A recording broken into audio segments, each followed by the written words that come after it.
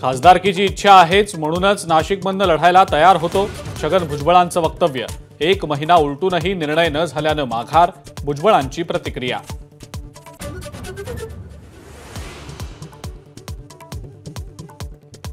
पक्षात कुणीही नाराज नाही, भुजबळांच्या नाराजीवर अजित पवारांचं स्पष्टीकरण, तर ऑर्गनायझरमधल्या लेखावर बोलणं टाळलं।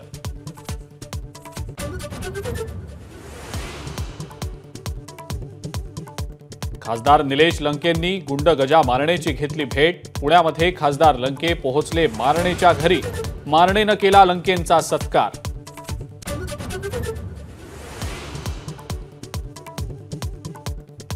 निलेश लंकेंनी गजा मारणेची भेट घेणं चुकीचंच, लंकेंना जाब विचारणार, आमदार विद्या चव्हाणांची प्रतिक्रिया।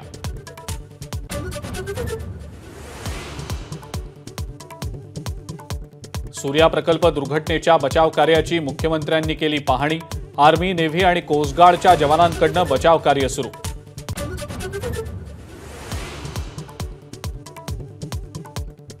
शिखर बँक घोटाळ्यात अजित पवारांच्या क्लीन चिटला अण्णा हजारेंचा आक्षेप, क्लोजर रिपोर्टला हजारे देणार आव्हान, याचिका दाखल करण्यास हजारेंना कोर्टानं दिला वेळ।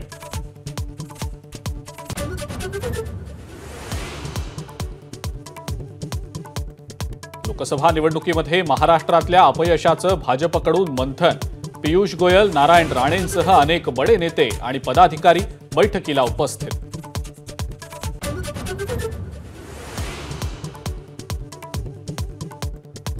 शरद पवारांच्या प्रभावामुळे गेम पालटला, लोकसभा निवडणुकीमध्ये चांगलं यश, जयंत पाटलांचं वक्तव्य, इस्लामपूरमध्ये जयंत पाटलांचं शानदार स्वागत।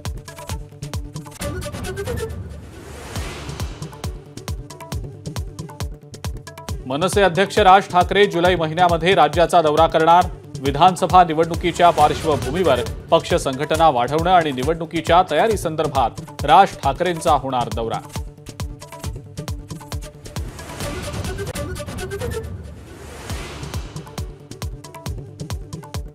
संघाने ठरवलं तर मोदींचं अहंकारी सरकार 15 मिनिटंही टिकणार नाही, राऊतांचं वक्तव्य।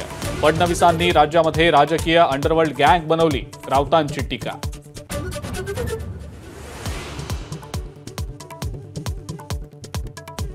काँग्रेस नेत्या प्रियंका गांधी निवडणुकीच्या रिंगणामध्ये उतरण्याची शक्यता, राहुल गांधींच्या राजीनाम्यानंतर वायनाड पोटनिवडणूक प्रियंका गांधी लढवण्याची चिन्ह।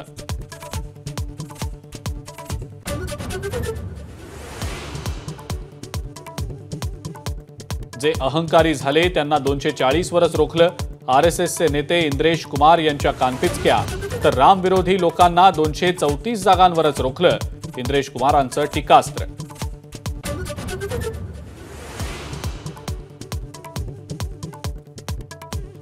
कांद्यासंदर्भात नाफेड आणि एनसीसीएफचे अधिकार गोठवले, कांद्याचे दर आता वाणिज्य मंत्रालयच ठरवणार, पराभवाचं कारण ठरलेल्या कांदा प्रश्नावर तोडगा काढण्याचे केंद्राचे प्रयत्न सुरू।